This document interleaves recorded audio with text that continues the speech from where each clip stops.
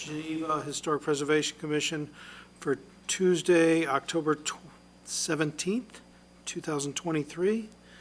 Can you call the roll? Hartman. Jensen. Here. McManus. Here. Phillips. Here. Solomon. Here. Stazen. Here. Zelmer. Here. Thank you. We have a quorum.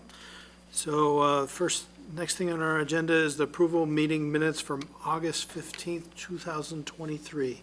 Does anyone have any additions or changes to the meeting minutes? If not, can I get a motion to approve? Motion to approve? And second? Second. And I guess call the roll, right? Call the roll. Jensen. Aye. McManus. Aye. Phillips. Aye. Solomon. Aye. Stazen. Aye. Zelmer. Aye. Motion passes. Okay, next on our agenda is review of building permit applications. The first one is for 115 Hamilton Street, case number 2023-083. Michael? Thank you, Chairman Zelmer. The property at 115 Hamilton Street is located in the northeast corner of the local Geneva Historic District and is a contributing building in that district as well as the North Geneva Historic District listed in the National Register of Historic Places. The property has been before this commission recently for the reconstruction of the front porch. This is an image I took this afternoon, so you can see that the porch has been reconstructed and get an idea of what this house looks like from the street if you have not had a chance to visit it yourself. As you may recall from the earlier case on the porch, this house has been remodeled extensively at the front. It was built in 1923 for William Locke and his wife Grace by the local builders of the Seastrom Brothers. It was built in 1923, as I said, and then in 1928, a sun parlor was built to the front of the house, and that was removed and the porch was reconfigured. However, we really don't know what the configuration of the original front porch was or what the sun parlor looked like. We also do not know whether or not windows were moved or relocated at that time. We do know that after Grace Locke died, the house was given to their daughter, and their daughter, who was living in Texas at the time, had the house converted to a two-flat. And at that time, that's why the two doors appear on the front of the house. So there have been significant alterations to the house over time. The east elevation is not really visible from the public sidewalk. However, because there is a vacant, undeveloped lot to the east, it can be viewed if you step off the public lot and look across from the drive of the vacant lot. So I did take this picture again this afternoon just to show you those windows. However, I'm going to show you some views that were not included in the staff report that show the house in two different seasons so that you can really get an idea of what you can and cannot see from the street. These were all taken from either the street or the public right-of-way. So on the left is an image from a couple of years ago with the leaves primarily off, so you can see that it's really difficult to see the windows because it's a narrow lot on the east side. And then a picture of a year or so ago that shows again that it's rather difficult to see the windows on the east side. Looking at the front again, there's 5 windows that are visible from the street. And again, looking at the west elevation, it's very difficult to discern the character of the windows from the public right-of-way. The applicant has provided images from various points of view around the house. Again, the left is the front porch windows as they exist today. The west side is shown in the middle. And then, not that we have any review in the rear, but an image of the rear window so you can see that the windows are pretty much 1/1s throughout the house and fairly nondescript. Some images from inside the house. Again, the windows are all 1/1, and they are fairly simplistic windows. Unlike 19th century windows, there is not a heavy bottom rail. The dimensions of the sash members have an equal face all the way around, which suggests they were not necessarily a high-quality window to begin with. There is one decorative window in the house that is towards the rear of the property. And it's the only window in the house that's a divided light, which, from my perspective and knowing the period of construction, suggests that perhaps the original windows may have been a 3/1, like I've pictured on the right for you. So again, I believe from having seen the windows up close that they may be a replacement sash from the period of 1938 to 1950. A few images have been provided for the windows that do open. As was stated in the staff report, windows are either painted shut or swollen shut in the house, but you can see that there is some deterioration of the lower parts of the sash particularly, and on the right you can see damage to the check rail and the broken ropes. So again, looking at the picture on the left, there's a couple things to point out on the windows. You can see at the exterior face, which is the lower face here, that it's quite wavy, which is indicating that the windows have weathered pretty significantly on the exterior face. There's a chip in the bottom of the sash. The tenon has shrunk on the at the joining of this bottom rail and the side stile to the point that it's barely making the connection that is expected of a tenon type of joint.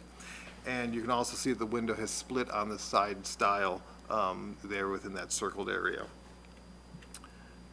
On the check rail, you can see that the windows have been kind of beat up. There's nicks and chips in the check rail. There you can see within that circled area.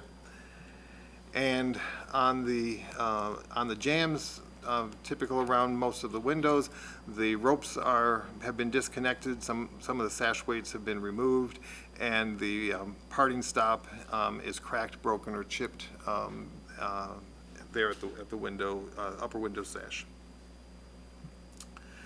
The owner is, the authorized representative for the owner is proposing to install clad 1/1 double hung windows using the Pella Lifestyle Series, which previously was the ProLine Series, which most of you have seen in houses. We have used those where there are windows with an equal face dimension on the sashes. The exterior would be clad aluminum. So with that, that's a brief overview. I know the owner, Elizabeth Ray, is here. If you'd like to come to the lectern, you can fill in any gaps that I may have overlooked or answer any questions the commission may have. And I can pull up any slide that you would like. Well, take those terrible pictures down of the first floor because that lower unit is completely gutted right now. That's why it's just so discombobulated, because we're right in the middle of total renovation of that. But thank you for listening to this presentation, and thank you, Michael, for doing such a great job helping. Any questions? Because I think that Michael's really covered it beautifully.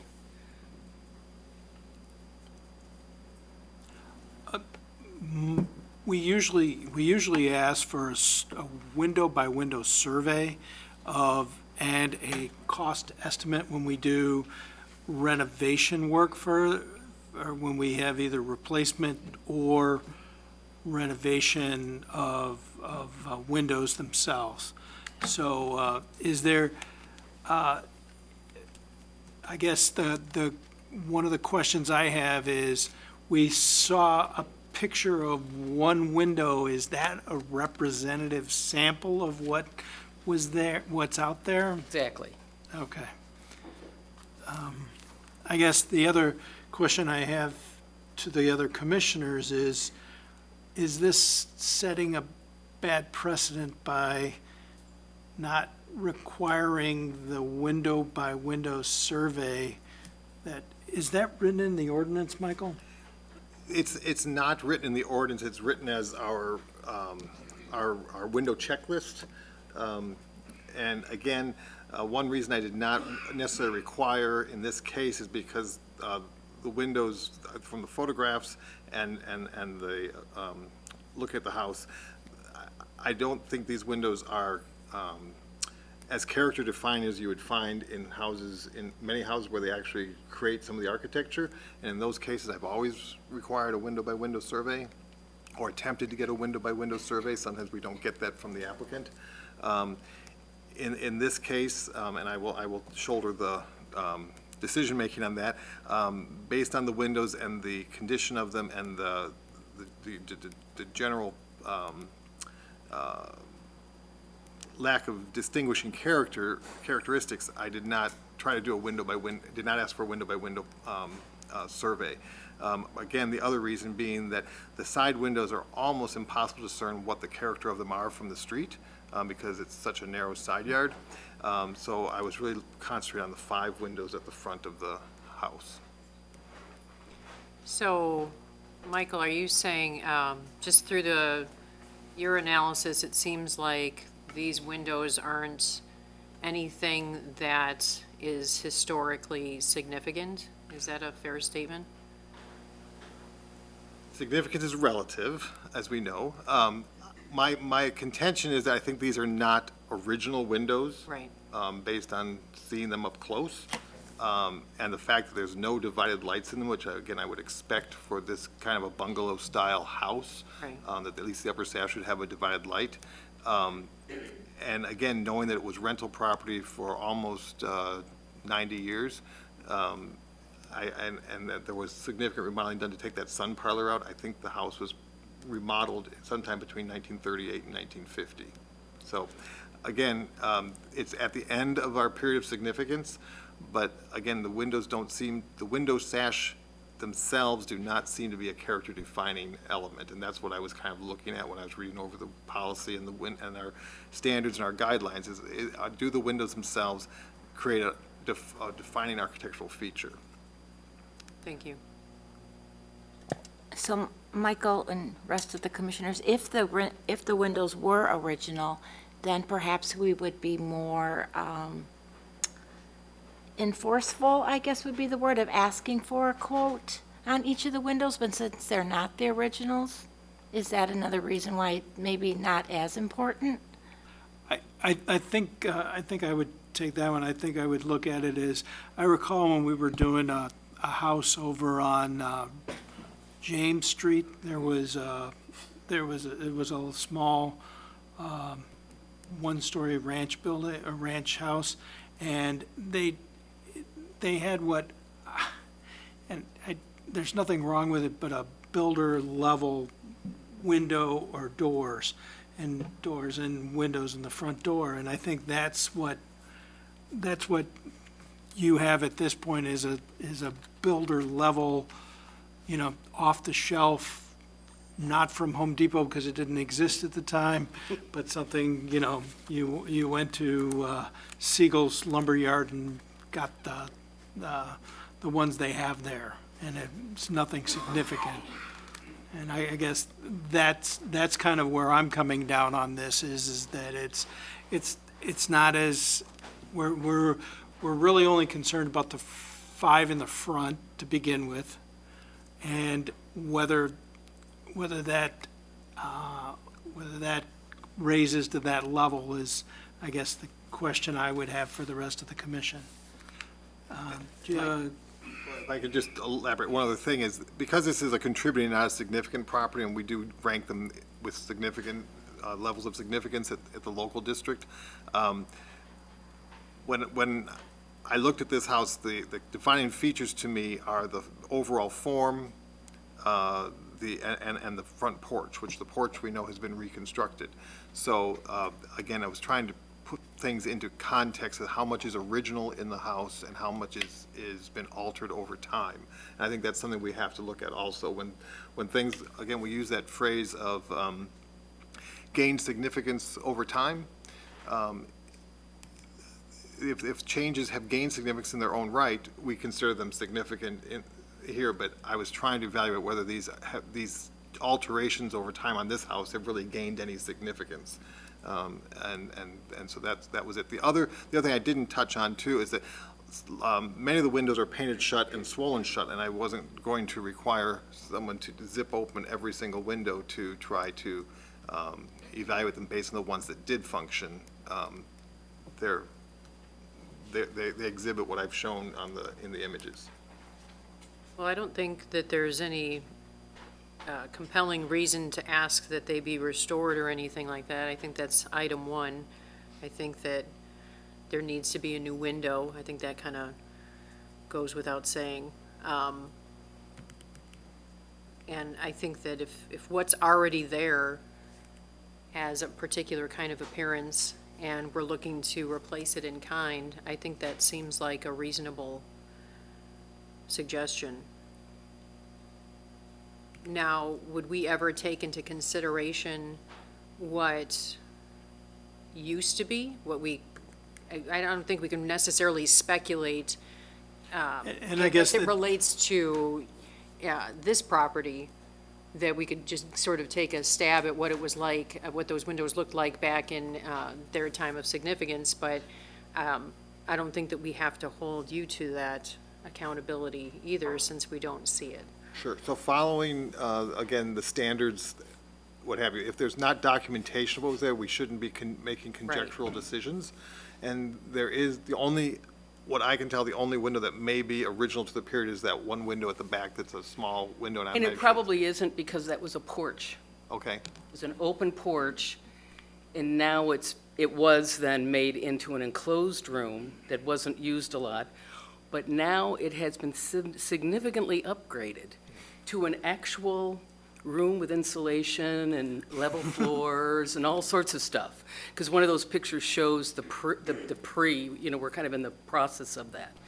But yeah, that was just a porch, a back porch, a stoop, and then a kind of a porch that was built around it. So it could be a salvaged window, so we don't, Yeah. again, we don't have, there's no historic photographs I've been able to locate of this house. There's no good documentation. The Sanborn map, the only Sanborn map we have is during its construction. So we don't have a lot of good resources to figure out what would have been here. Right. So again, we've dealt with some houses recently that were categorized as significant in the local historic district, and I think that's a different story, because we could tell more about those windows. But this one is one that really is not giving up its history.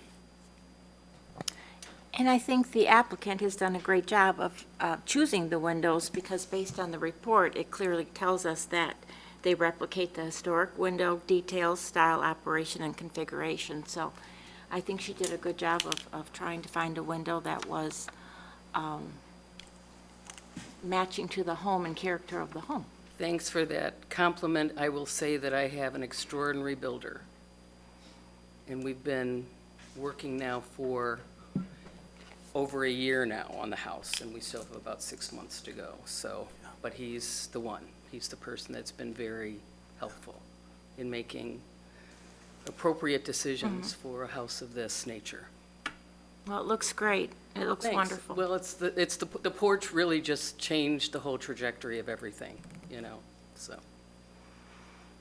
I guess I have a comment. I agree with all the comments of the previous commissioners have made. One question that seems to have not been answered that's in the packet is whether or not the windows are pocket style and the area of the glass of the replacement windows.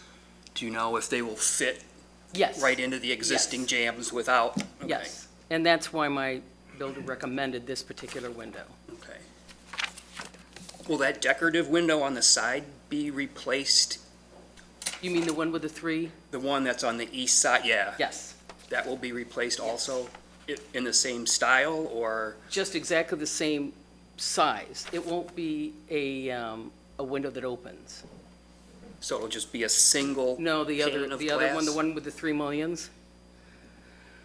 Is that not that one? No. No, This okay. is, this is a single Okay, Yeah, the one light. with the 3 millions in the back, yeah. that will that's- be replaced. Okay. But when that comes out, that's the one window I'm going to be keeping. Because I think personally, and because, I've lived in this house many, many years, and I think that window used to be that window, the little one. And they took that out and put it on the porch. That's just a pure conjecture. I wasn't around, I wasn't there, but that's the only window that's of any interest. There's a small one upstairs, because the apartment upstairs has just been recently completely renovated. There's a very tiny window up there that also stays. Is that the one, is that on the, I can see the picture from the, I guess No. it's. Oh, yes. The Yeah, tiny, up yeah, under the eave yeah, there. uh-huh. The one up under the Yeah. eave, yeah.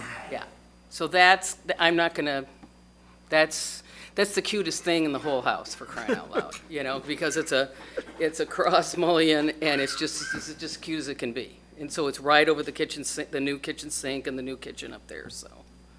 Okay. So did that help? Yeah. Yes. Any comments, Mr. Stazen?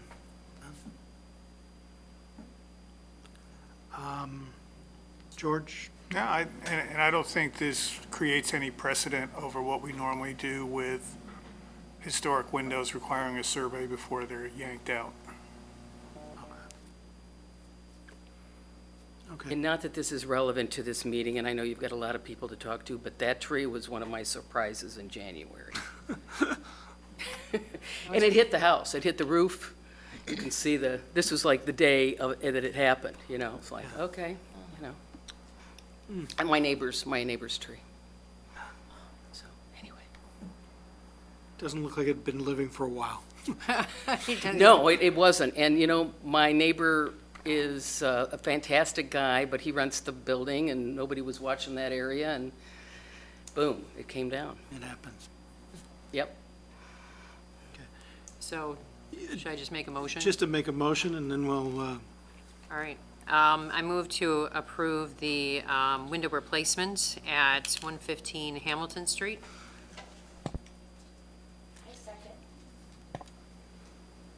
call the roll. Jensen, Aye. McManus, Aye. Phillips, Aye. Solomon, Aye. Stazen, Aye. Zelmer. Aye. Motion carries. Thank you so much. Thank you very much. I appreciate Have a it. good afternoon, evening. Okay, next on our agenda is 128 North 4th Street, case number 2023-100. Okay, before I start my introduction, I am going to pass some photographs around. I didn't think they would reproduce well on the screen, so these are photographs that were provided by the applicant, so we'll pass Oh, them I'm this side, then I'll sorry. pass them that side. Okay. Okay. So, the house at 128 North 3rd Street is identified as a significant property within the local Geneva Historic District and as a contributing property in the North Geneva Historic District listed in the National Register of Historic Places. It's located in the northwest corner of our local historic district as indicated on the map. The house was built in 1925 for Arthur and Rilla Richardson, who moved to Geneva in 1919 or 1920. Mr. Richardson established Smith and Richardson Manufacturing in 1921, which continues in operation still to this day. The Richardsons commissioned the Wilson brothers, the famed local contractors, to build the house, which is a catalog or mail order design from the Gordon Van Tyne Company. It's actually home number 529 in their catalogs from 1926 and 1927. The construction of the home was identified in September 4th, 1925 issue of the Geneva Republican newspaper. The wraparound porch or veranda replaced the original stoop and gabled hood at the primary entrance off 4th Street. The veranda was approved by the Geneva Historic Preservation Commission in 2007 and was constructed by the previous owner. The veranda addition greatly alters the historic character of the Gordon Van Tyne Company design, and the porch was not based on any sort of documentation based on the Gordon Van Tyne catalog. So currently, the new owners who've been in the house, I think, 2 or 3 years at this point, are seeking approval for the replacement of the original front door and the original east door along the Peyton Street elevation, as well as the replacement of the west door at the Peyton Street elevation, which appears to be a newer door, probably installed between 2006 and 2013 at that location. The request is coming to us because the original wood doors have warped, causing the doors to bind and make the lock sets difficult to operate. Additionally, the 2 vertical panels on the 3rd Street side and the initial one on the Peyton Street side, the easternmost one, have very thin vertical panels, and they have cracked and split, and you can see daylight through them, and of course that allows cold and hot weather to enter the house as well as insects and other things.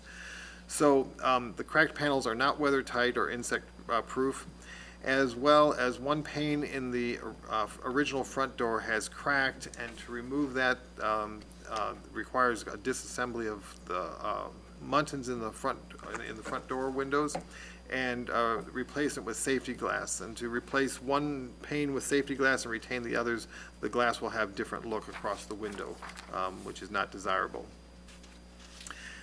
The applicants have gone to great length to find a door that can be tailored to fit the historic openings. These doors are not a standard 6'8" height. I believe they're 7 or 7'1", something like that.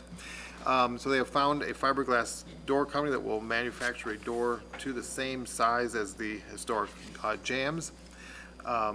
They probably cannot install the original door latch set, but they will be reinstalling the original door knockers that are on the doors. The door will then be painted or stained to match the existing conditions that are in the photographs that are circulating through the commission. The applicants would like to include a bracketed rail on the door, on the front door at least, although that is not a feature that's found on the existing historic door, and it's not a feature that's found on doors in the Gordon Van Tyne catalog of 1926 and 1927. So I've outlined in the staff analysis the review of conformity to the SOI standards and the design guidelines for historic properties. I'm not going to repeat those. You've had a chance to read through those. So at this time, just go through the photographs. You have this one up looking at that. This is the proposed door in a larger version, so you can see that it is matching the same character as the existing front door, and like I said, the bracketed rail is an item for discussion. So with that, I would call Tom and Linda Abendroth to the lectern, and they can fill in any parts that I've missed and answer any of your questions. Hi, good evening, and thank you for considering it. Since you just were discussing windows, when we did move into the house about 2.5 years ago, we did restore the windows rather than petitioning to have them replaced, because the gentleman we had come out said they were repairable. We have had a few people out to look at the doors. They're just warped, and the effort to make them comply to fit to where they wouldn't be draftier, as he mentioned, they were cracking. The latches don't fit, the deadbolts do, but the rest of them, the keys really don't work. We've had a locksmith take a look at it, and he says it's not cost effective to try to make them work and replace them with more modern locks, the way they've been bored for the keys or for the hardware. Just you end up with holes that can't be covered. As he mentioned, we've made an effort to find an exact duplicate of the door. We like the 2 panels on the bottom and the glass at the top. We like the way it looks, and what goes with the house. We're planning on having the holes bored so we can keep the knockers the way they are on them also. I'm not sure how historic they are. They just look good on it. The front door may be an older original lock. Certainly the one on the side on 4th Street isn't. That's certainly a much newer lock. And the one on further back on Fourth Street on the addition isn't anything historic to it anyway. So, any questions with it? So I have a question, Michael. Are we sure that these doors, these two doors, are original 1925 Van Tyne doors? According to the previous owner, they are the original doors, and they were refurbished when he did the porch in 2007. At least that's the word on the door facing Third Street. The door facing Peyton Street on the eastern part of the house appears to be a door of the same vintage. It was probably a rear door at one time, but again, its construction looks very similar to the front door, so I'm assuming they're of the same period. Yeah, have the feeling just from looking at it that it may have been the original rear door before they put the addition on by the owner previous to that even. So when you say the rear door, a door that would have been inside the addition at this point in time? Well, Would have faced the lower garage. picture. Face the garage, yeah. Yes, the one Not the closer one to that the faces garage Peyton. is, yes, that's, when they put that on, I think they moved the rear door from the house to the east Peyton Street door. So did you make any effort or get any cost estimates for replacing these doors with wooden doors? Yes, we did at about 3 times the current estimate to do it with fiberglass because the effort to have somebody custom, they have to change their molding and all that because Sure. the door is not a standard size, is really both drawn out time-wise and a lot more money.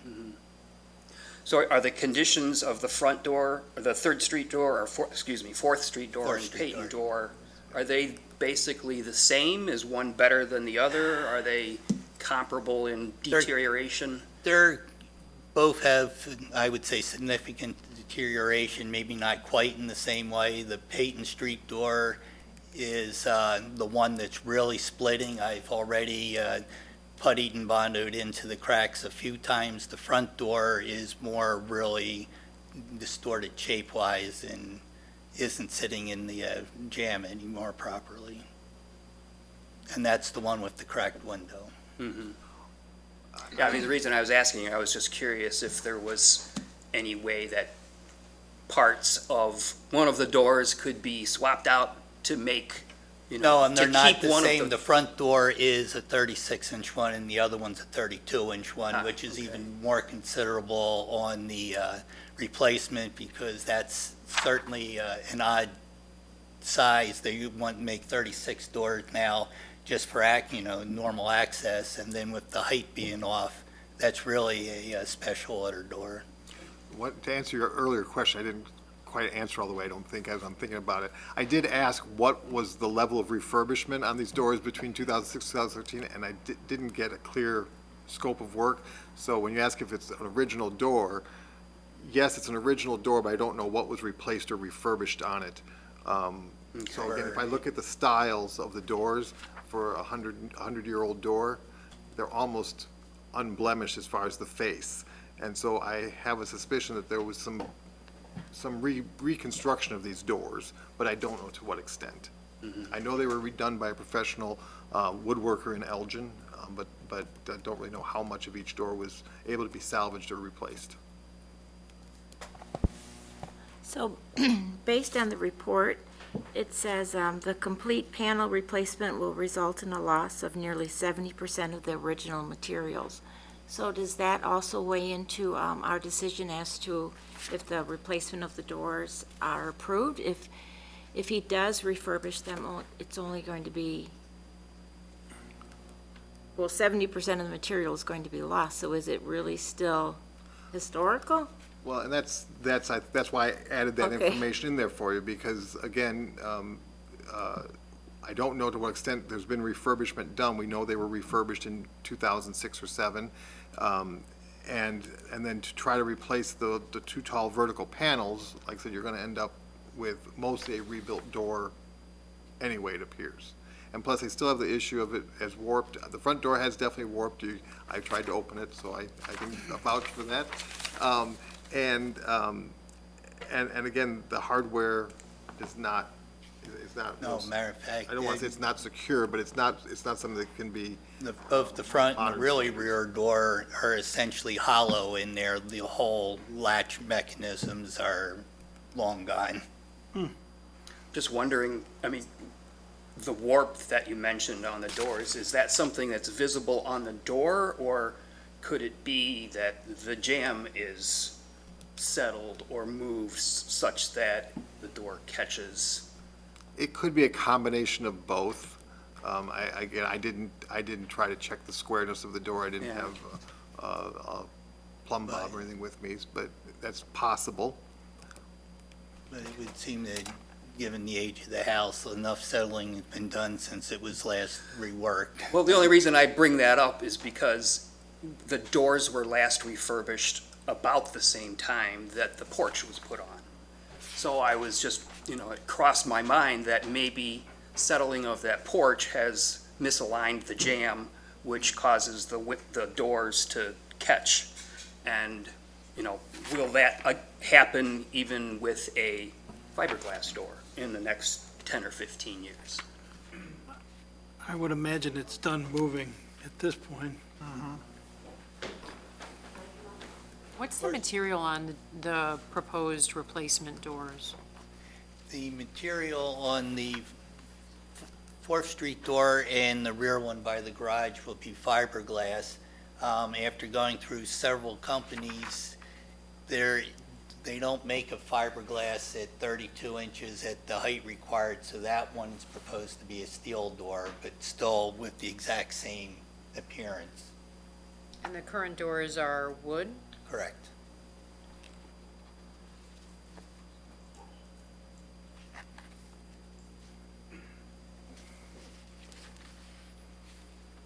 I was just thinking, typically, when we're looking for replacement, if it's something that can't be restored or, is beyond repair, we're typically looking to match materials in kind, right? So a wood door for a wood door, not necessarily something fiberglass. Does that sound like a reasonable thing?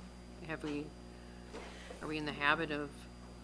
That is typically, excuse me, that is typically what's requested, or what the commission looks for. They did look at wood, and they have made a request to substitute fiberglass, or now the steel door.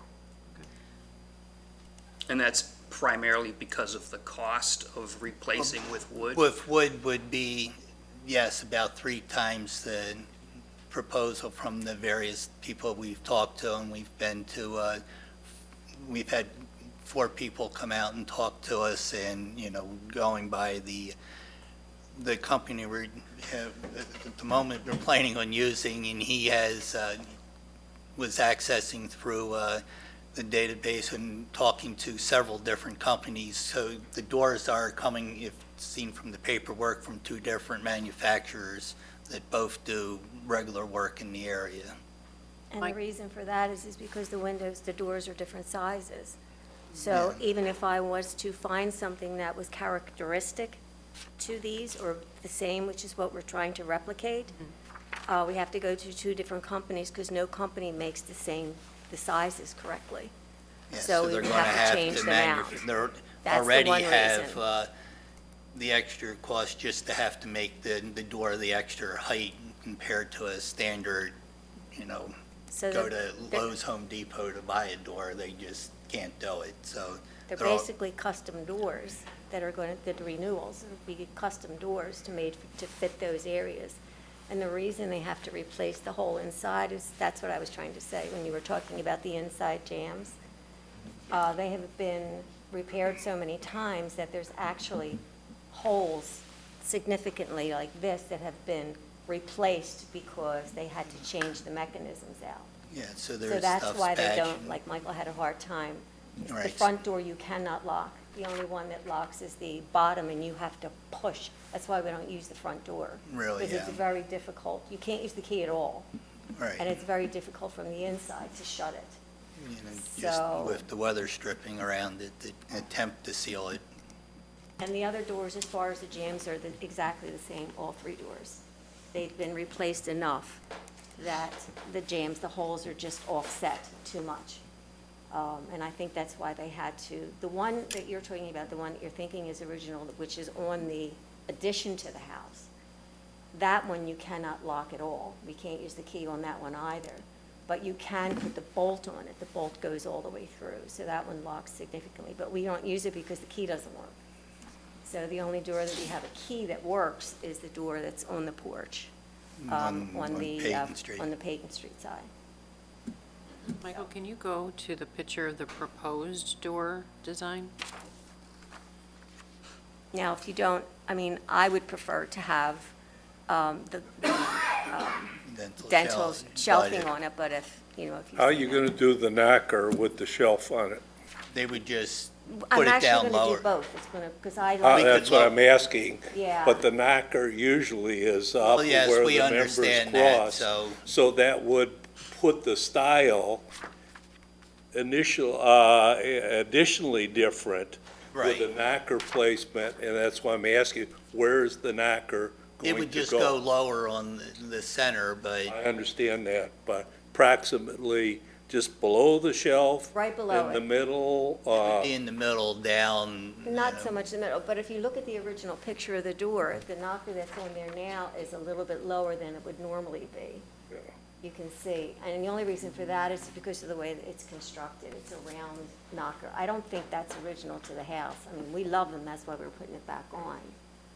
Isn't But- that shelf typically an indoor feature, not an exterior one? There's No. a number of houses walking around the neighborhood that do have them on the front door. It's not a predominant Midwestern design feature, but you do see it on cottages in other locations, but it's become very popular as a replacement door style in Oh, the last okay. 10, 15 years. It would be Oh. great if it weren't there. If it, Oh, we can live with it not being there. Yeah, that'd be fine. If you don't want it there, that's fine, but, yeah. and you were only thinking it on the front door? Correct. Not the other two doors? Not the other Correct, just the other front door. Because it would impede the screen doors that were there when we bought the house. But it's too wide. Plus, you so- wouldn't see it sufficiently to Right, with the screen justify doors, the cost. So we're not going to do those. It does alter the character, or changes it from the original. It's a pretty predominant feature on that door. This, as some who were on this commission, when the windows came up and some other things have come up, the porch has significantly altered the character of Right. the house, because it does not look like the Gordon Van Right, Tine right. design any longer. So, when you're weighing what's altering the character of the house, So does that open the door for, well, Replacing the door. yeah, I'm not saying, but I think these are all the things you have to weigh. When a house is nearly intact, completely intact to its original design, I think we take a lot more care to make sure that authenticity is represented. I personally don't believe that this porch would be approved today Right. if it came before the commission, because there's no historic precedent for it. There's no documentation that a wraparound porch existed. So the porch, by that being allowed in 2007 by the previous commission, did alter the character of the house significantly. Well, these were more observations on my part than a statement of approval or disapproval. But I guess along the line with Commissioner Phillips, are you going to replace the frames on these things too? Well, you are going to have new jambs, yes, and then have them clad back preferably with certainly in the side, So are Peyton they Street one coming with the pre-hung, or are you just going to pop them I- in there, or? I would imagine there's a lot of custom framing, because they have to come out and do their final measurements once we do have Okay, approval. So there We will haven't be got- significant work, it's just not a straight swap. Correct. And They're then going by to have to then, fit it in, and hopefully then they'll be put plumb, the, okay. The other right, thing, so, and too- then reframe them, and so, Yeah, the other thing too is that it's going to look exactly as it does in that door now. You're not going to see any exterior wood. You don't see it on these, if they are the original doors, you don't see them on the Right. side or. Everything. And that's the way we wanted. We didn't want to see like a piece of the inside around it. We wanted it like this. So that's why it was very difficult for us to find a company that was willing to go to Right, those extra because- measures and rebuild what they had to make it fit properly. Because other than the material, the intent is to have it be unnoticeable that they were changed. Right. And there's one of the doors, I forget which one it is, it's actually off by like 1/4 of an inch where it kind of goes up. So they have to repair that. Probably that inside corner may have just warped enough where it came down that 1/2 inch. And that's another reason why it was fixed, and it's hard, to get the doors open or closed. So you won't preserve that hardware, but will you replace that hardware, like the knob, with a similar? If we have to, yes. Yes, we intend to have they'll be the same on all 3 doors, but But an very, appropriate, older looking hardware and not just the modern knob type of thing and the deadbolt. We wanted to have, some character look to it. A plate behind it like that one does. oh, Yes. definitely, Yeah. yes, definitely a plate. And the 2 doors that we don't use because we can't, well, the key doesn't work. Those 2 doors, the door knob does not work. It just Right, spins back and but forth, the- so the inside doesn't fit. That's why only the deadbolt But, works. so So- yes, all the jamming around, so all the bolts and everything will work properly, but it'll maintain a kind of a dated, we want that kind of look on the hardware also. The color remains the same? We intend as close as possible with what the different manufacturers have to be painted on the outside and stained on the inside. Okay. And I think that's what, when Mr. Lambert was talking about the renovations that Mr. Hamilton had done, he was a woodworker, an amazing woodworker, actually. And he was the one who did the work on the windows on the first level, the first floor. Right. He did all of those. He did, like he said, he did 1 a year, or maybe 2 a year, because they took so much time and effort. And we had to do the same thing upstairs. And I think what he did to those, because he did mention the one door he was having trouble with to get it closed, which was the front door, this door. The He Fourth sanded, Street there one. really wasn't much he could do with it. And he refinished all the wood downstairs, the windows and the doors, not the floors or anything, or baseboards, but the windows, and he redid the inside. I think that's the refurbishment that he's talking about. He just resanded it and restained it. Is there any reason to keep these doors? Do you believe? Or is that your intent, to keep them, or are you just going to dispose of them? If their replacement intend is to approved? dispose of them if somebody could make use of them, or if you have a suggestion where they could be donated and used in part or all, that's fine, but we Well, the have no two, use but for not them. not the one, because the one is cracked all the way through. Right, it's like split too 3/4 far. of the way split all the way in the bottom. Right. Right straight through. Yeah, the one door isn't usable for anything, period. So I think the goal is always to try to preserve anything that is original if possible. Which we've done, right. And as much because as we could, yeah. 70% of the door is going to be replaced anyways, that kind of might add an exception here. And also safety, if they aren't able to lock those doors adequately, Yeah. that's a safety issue, and as well as expense. I know we do suggest using in-kind material, which would be wood, but it's 3 times the expense of using wood as opposed to the fiberglass. So I think that those are also things that we need to consider. The rest of the house, the windows, I mean, everything is historically correct on the other components of the We've home. done those already. And quite honestly, we were quite surprised, because we did want wood doors, exactly what we have. But we're quite surprised when we saw the expense compared to what, these and these are very good fiber, I mean, they're still very expensive, each door. But yes, We were surprised, we thought it would be the other way around, yeah. that the Is wood there- doors wouldn't be as much, but they're Is there a significantly. texture in the fiberglass? Yes, Okay, so it wouldn't be a smooth. No. No, we That's- want the that's why kind we of the wood couldn't find grain. a What about company. the steel one? Same thing. It'll have a There's a texture to it as texture on well. that? I can't answer that completely, but we would I thought certainly he be did try say to. that it was, though. Yes, I can't answer that truthfully, other than we would try to have kind of a, wood grain appearance to it if possible. Thank you. Well, I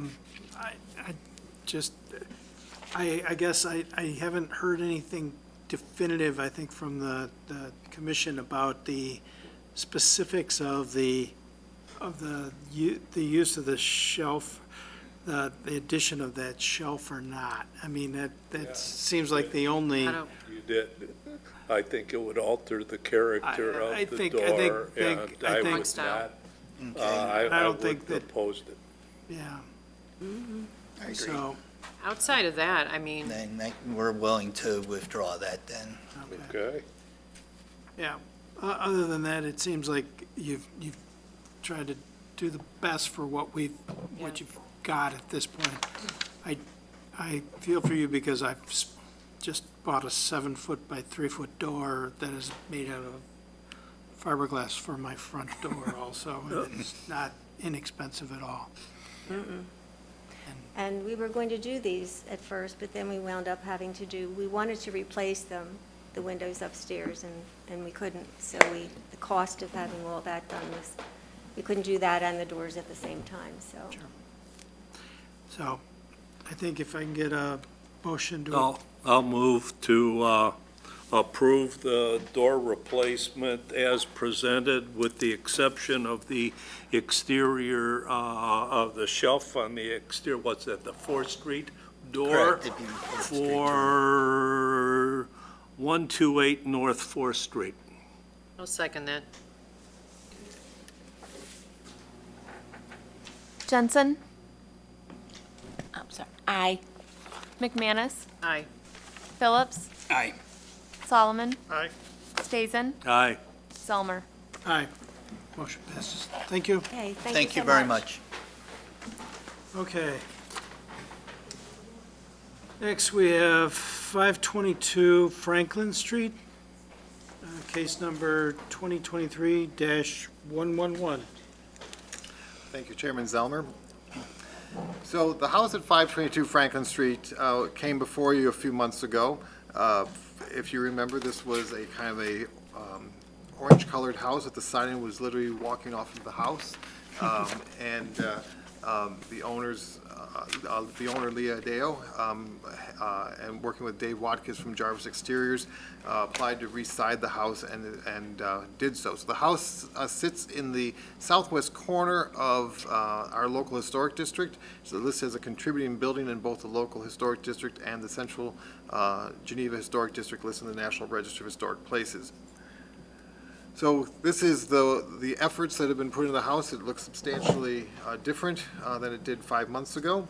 The house was originally built in 1921 or 1922 for Maud Lennertz and was constructed by Taylor W. Gibbs of La Fox, Illinois.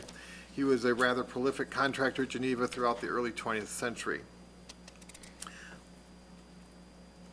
Based on a 1930 Sanborn Fire Insurance Company map, the original front porch wrapped around the northeast corner of the house. It's in the left image highlighted in yellow. It covered approximately 1/2 of the front facade and extended into the east side yard, where it returned a short distance along the east side of the house. The porch appears to have been removed between 1970 and 1973. The Sanborn Fire Insurance Company also verifies that the footprint of the house is otherwise unchanged. As I mentioned just previously, the site was approved by the commission in May of 2023, and that work was completed by early September 2023. The area of the proposed porch to replicate the historic porch is shown in green on the right side on the current plat of survey.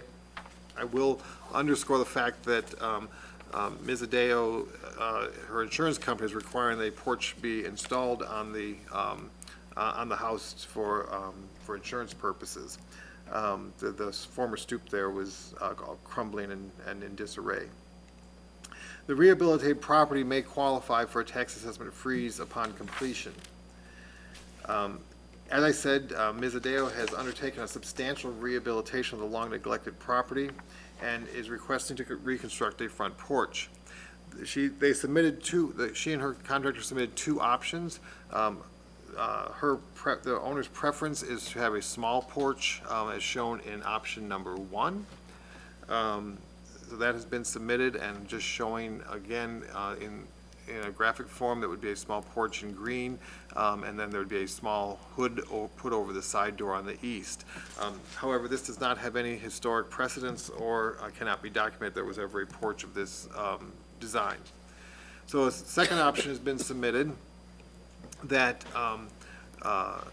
replicates more of what is shown in the 1930 Sanborn map and the configuration, and this has been also submitted for the Commission's consideration. Again, in a graphic form, the new porch would wrap around the house like this, so again, mimicking much of what the original porch is appearing to be in the 1930 Sanborn map. So, again, in constructing a front porch, the details on a historic house are very critical. These are some documents I've forwarded to Jarvis Exteriors based on the submitted plans. So there are some things that are done in new construction that are very different than what is done in historic construction. These details are taken from a book called Traditional Construction Details that was published a few years ago. So typically in new construction, often the porch beam or the porch lintel is either too narrow or too wide. In a historic porch and reconstruction, the porch lintel is typically the width of the top of the column. And then the columns typically do not go to the full face of the porch deck, which is not being indicated on the plans that have been submitted. They're doing it appropriately, with the porch column set back of the leading edge of the porch deck, and the base of the column is centered over the, or is flush with the face of the pier below. And then what some people call a pork chop or a closed boxed eave is found in typical new construction, but in a historic or a traditionally detailed building, it would be a cornice and a rake molding underneath the eave, and a return gable broken pediment that is found on the historic house. Just to refresh your memories, you can see that detail is on the upper corner of the roof itself. So we would be the porch would have been mimicking the details of the historic house in a smaller scale. So I have forwarded some comments to the contractor and Ms. Adeo about how I would suggest some minor modifications to their proposal for option 2 to be a more period-sensitive reconstruction. They're minor details, but it would make a big difference. And then just graphically showing some of the things that I've passed on to them in my comments ahead of this meeting is the piers typically are uniform and smaller than what they're showing in their reconstruction. And there's minor details like the gable and the column should be symmetrical around the front door, and which would require the porch to be slightly enlarged at the front elevation. And then details such as a rake molding underneath the underneath the gable front fascia, and continuing the roof line across with a skirt roof would be details that I would be suggesting would bring this into compliance with the historic details. So again, if you look at how the porch gable is on this porch, the cornice or the eave runs through, and there's a small little skirt roof going back to the gable end, and that's what I would be recommending here as far as details. The reason I have recommended these details also is because there's the opportunity for them to go for a tax assessment freeze. This has not been reviewed by the state, and I don't want us to approve anything that the State Preservation Office might not approve and then end up not allowing the tax assessment freeze to go through. So I was trying to be very careful and cautious in my comments to make sure we were very close to what I think the state would be requiring in the same details. So with that, I will say that they've been, both Ms. Adeo and Mr. Watkis from Jarvis 6 Years have been very easy and cooperative to work with to meet the goals of what they're trying to achieve and meet the goals of making an addition that would be compliant with and consistent with the documentation we have on this property. So with that, I would introduce them and they can come forward and fill in the gaps that I've missed and answer any questions the commissioners may have.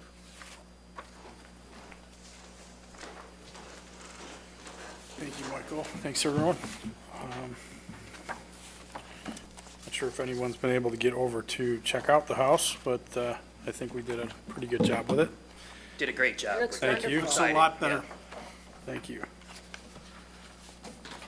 I did print out a few of the copies in case anybody just wanted them to look at or while we're discussing it. These are the proposed designs there. Thanks. Thank you. Thanks.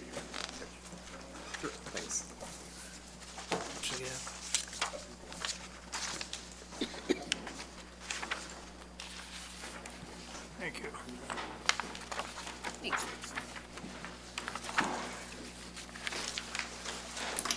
So again, I understand where Michael has been very, very helpful in identifying why we're looking at the larger of the two, the L-shaped proposal, as opposed to the minimal design. But again, just got to ask the question, with regard to safety, with regard to being able to actually get in and out of the house using anything but the back door at the moment, Leah is not capable of doing that. She cannot enter her home except through the back door.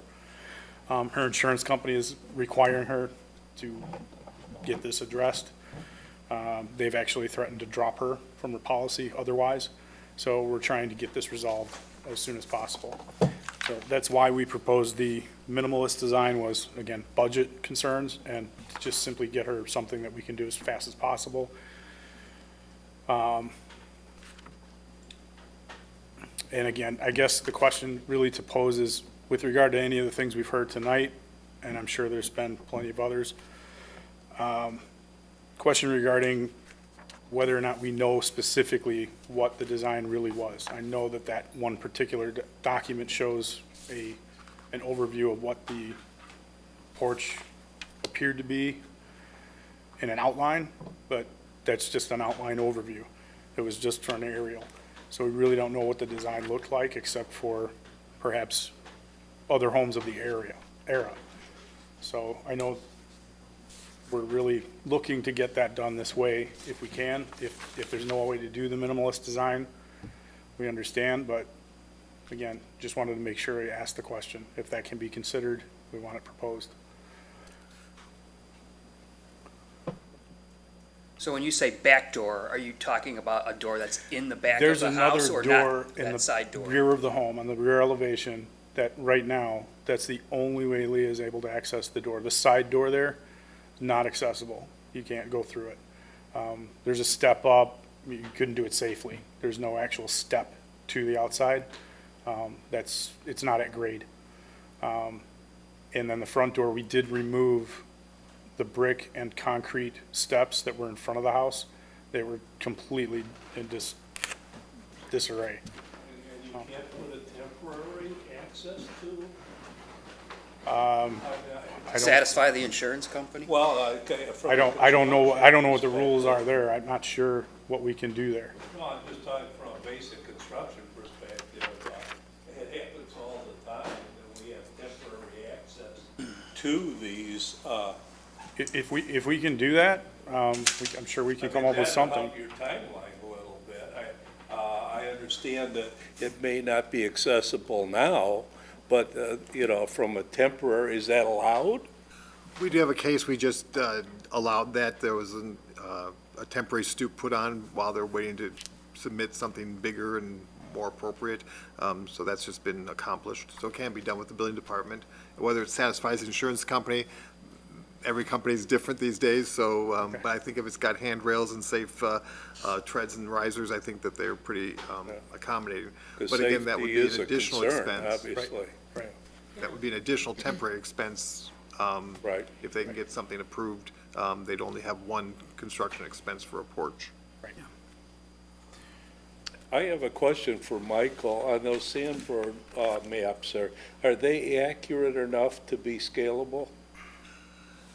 They are, however, I don't know where our print came from, so I don't know how many times it's been Okay, yes, that's, yeah. scanned and copied, so. Yeah, well, You'd the go reason measure. I ask is proportionately, when I look at the plans, that there seemed that, without measuring specifically, I can't be sure, but the proportions seem to be different on the sandboard than they do on the new site plan. They even, to me, they even look different between what's in green and what's in yellow. Yes, sir, that's what I'm talking about. Green seems a little larger. Right. Yes. That is an optical illusion, because that's the same shape transferred from one image to the other, so that is actually an optical illusion to everybody. It is? It is. I just And simply, you checked it with, I just simply moved the shape over and changed the colors and the hatching on it. so. Okay, then, because that's bugging me. I And- double checked it actually, because I thought, I said it must have stretched something when I put it over there, but it is the same shape. I did try to scale that, and it's scaled within 1 or 2 feet of, the green area scaled 1 or 2 feet larger than, on the, what would that be, the west face. Okay, because I'm coming out later with my ruler. Yeah. One of my concerns is because the applicant wants to hopefully qualify for the tax assessment freeze, and I know we hit upon this lightly, to make sure that whichever porch is chosen is going to be accepted underneath the tax assessment freeze, so that when the applicant goes to complete that paperwork, doesn't find out, oh my gosh, this porch that was selected isn't going to be allowed. What happens with that? I can say, and I've shared with both Dave and Ms. Adeo, can I call you Leah, publicly? Okay, so, anyway, a previous person who looked at this asked that question. I did talk to Darius Brica at the state, and they said they would, because we have documentation, there was a wraparound porch, they would be looking for a wraparound porch. It'd have to be the exact proportions, does it have to be, we don't know the details, but we know other details of colonial revival homes in Geneva, that's what they would base it on, but if it's not a wraparound porch, Darius was of the opinion that they probably would not meet the tax assessment freeze. That's why I've been very, I hope I haven't been forceful. I've been very, trying to be very firm that if you're going to go after tax assessment freeze, I think the wraparound porch is going to be a critical element of that. That's why I asked about the size on that for precedent. I think you'd have a stronger argument for something that was documented than something different. Yeah, so we could go to an actual original Sanborn map. There are some at the U of I library has Sanborns, but most ones that people have been scanned and stretched. You don't know how they've stretched, so that I don't ever rely on actually scanning. In fact, if you look at this, I don't know if they added 6 feet or 8 feet or whatever to the rear of this property at some time, but when I was trying to match them up to the same size, the plat of survey with the Sanborn map, you can see that the plat of survey that was submitted is actually deeper than the Sanborn map. Right, So, but again, I don't know if that's, you could use the existing house too as a control. And that's how I sized them, actually. I took the same blue shape here and transfer over there to try to get the house the same size to compare the lots. I was trying to get as close as possible so you guys could compare apples to apples. I'm with you. So, why does the applicant prefer the small front porch? Is it just appearance? Is it a cost? It's thing? really more cost than anything, and the fact that there's no real functional benefit to her to have a larger porch. Does help the elevation. The larger porch or this Yeah. one? Yeah.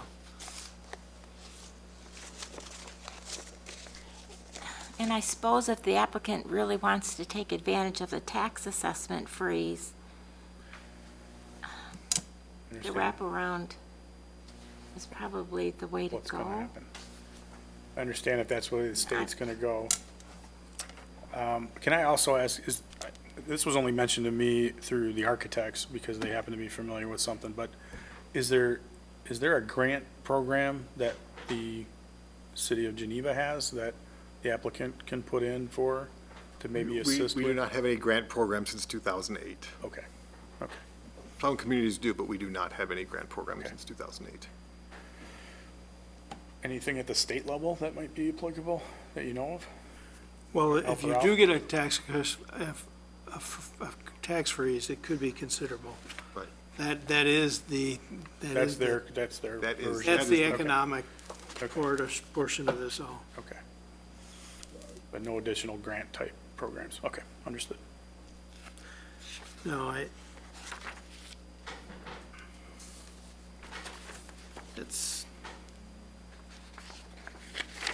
I can understand the applicants with the supposition of what a wraparound porch was there. But I do know there was, when you took off the siding, there was some shadowing of where things. Oh, there was an obvious connection point on both sides of the house, front and left elevation. They did a real poor job of patching that up. Did you happen to document that in any way? Oh, I've got photos of it, yeah. Yeah. And we know right where But it not was at. measured? Well, we measured it, but we actually used that with the architects to know where we should propose the drawings to start and end. Oh, So those match the smaller entry No, or they- the They wraparound? match the wraparound.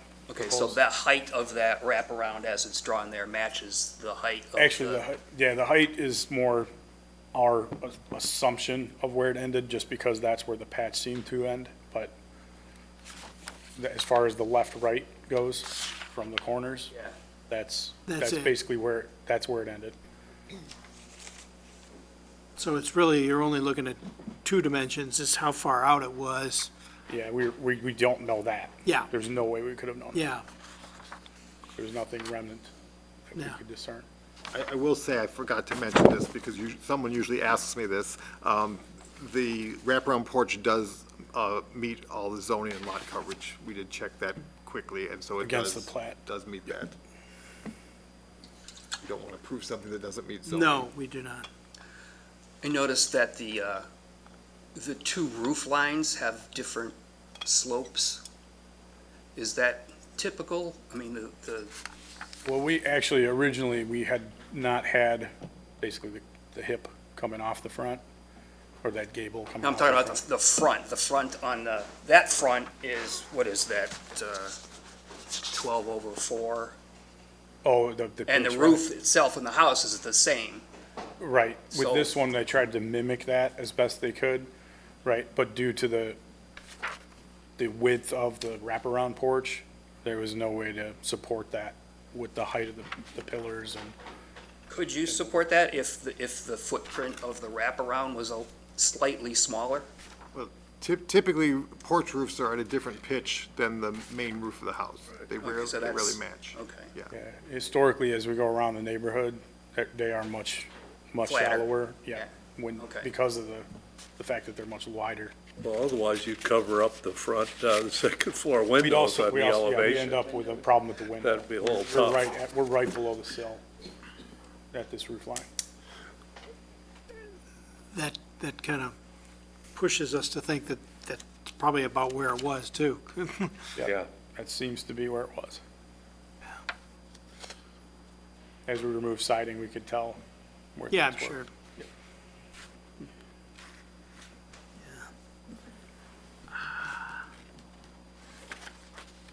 I don't- So you would also make the refinements that Michael had suggested on Oh, yeah. as far as the, Yes, I've already got all the additional details that Michael and I have had back and forth, with ALA Architects. So they're working on the next revision. I just knew they wouldn't make it in time for tonight's meeting. Is there a big difference in cost in comparison to the smaller porch? Oh, yes. Does adding the wraparound porch, even though it's an additional expense, but then obtaining the tax-frees, It kind of? won't offset it, no. Oh, okay. Thank you.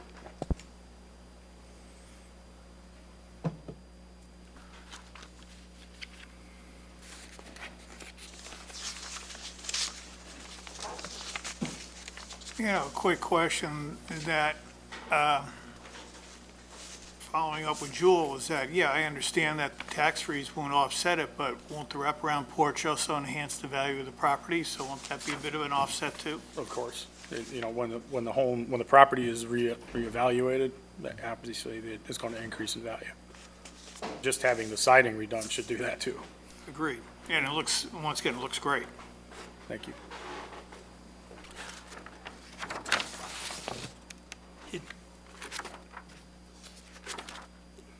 I'm not sure where we go from here, other than, I think what I'm picking up from the commission is that the wraparound porch would afford you the tax freeze, and it would be historically accurate, and it seems like you've done your homework on that and have kind of proved that it's that sort of thing too. That's the conundrum here is, and I can understand not wanting to spend more money than required to do that.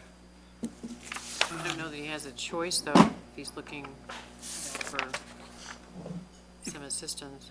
Yeah. Does this require a motion at this time, or? Yeah, it does. I mean, I think we need to, the only thing would be is to table it until we get more information, and I don't know what additional information we would get. We could just make a motion to approve it based on the recommendations, the proportional recommendations that you made, Michael? Because we Yeah. haven't seen Yeah. that, you know? Maybe we could do something like that. Option two. Yeah. Option Being two, our yeah. choice. Yeah. And that would be, I think that's the appropriate thing to do. Yeah. That's what I'm picking up from the commission. I know it's not exactly what the homeowner wants, but, I also think option two also enhances the presence of the house by giving it a bigger width with that porch, rather than just being kind of a very narrow yeah, home with a small, it is kind of, that house in general is needing something on the front of it. Yeah. to give it some presence. Yes. This'll do it. Okay. So I guess if I can get a motion from someone? I move that we accept option two with annotated with Michael's comments to the owner and builder for the property, and I guess it's the Porsche addition, historic Porsche at 522 Franklin Street. And do you, with the idea that Michael can do the approval based on if they come back with the documents that prove that they're doing it via, So you want staff to be leaving staff to do the, it won't have to come back in front of us to the do. traditional detailing and what that Yes. they're working on. So Yes. We'll With, do the same thing that we did with the siding project. We'll definitely adhere to historical materials as needed, and anything we can use more traditional or modern materials to at least give more life to the new porch, we'll use that where we can. And so just so you know, what Dave is driving at, Mr. Watkins is driving at, we did have a discussion about where composite materials would be acceptable, and again, because it's new construction, we do allow Oh, yeah. non-wood materials in places, so we can work out those details, but most of it's going to, I mean, a lot of it will match what's on the house, but there will be certain things, like the porch deck will probably be, I'm assuming, be a composite floor decking, which we've approved on some other reconstructions. Correct. So those are the details that we could refine, but again, I think hearing the discussion and having worked with Dave and Ms. Adeo, that I'm confident that I have good direction from you. Sometimes you guys leave me hanging a little bit with what your Yeah, direction I is, but I wanted think I've to. got good direction Yeah, here I just tonight. wanted to make sure that we were clear about what we were approving, and it's not really what's representative on the page, if you will.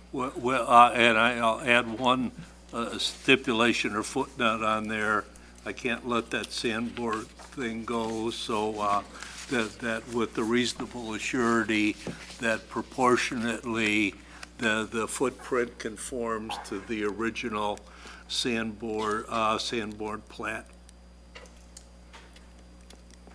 I will second that. That's a full motion, right?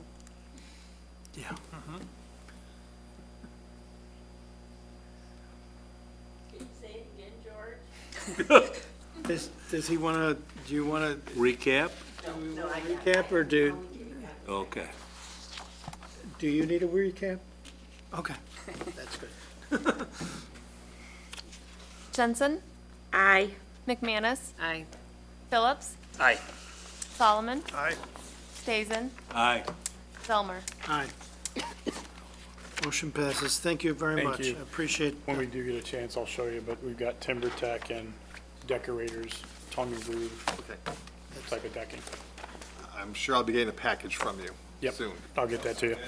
I just got it tonight. I don't know why we couldn't just lay up a couple stairs with a handrail to get the, it's not an ADA issue, it's just simple means of egress. Yeah, if I can get something up there for her safety to get her insurance satisfied, I'll work on that next. Okay. Yep. If there's nothing that you guys are worried about, I'll just try to handle that. Okay?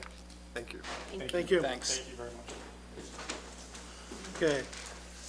Our next and final building review is 225, 227 West State Street, case number 2023-12112. Thank you, Chairman Zelmer. This again is a storefront rehabilitation. It's located on State Street in the northern portion of the local Geneva Historic District, and it is in the Central Geneva Historic District listed in the National Register of Historic Places. This is one of our rare commercial buildings because it's designed in a prairie-style, prairie-influenced design. The building was built in 1907 and opened in 1908 as the John C. Strader Drug Store.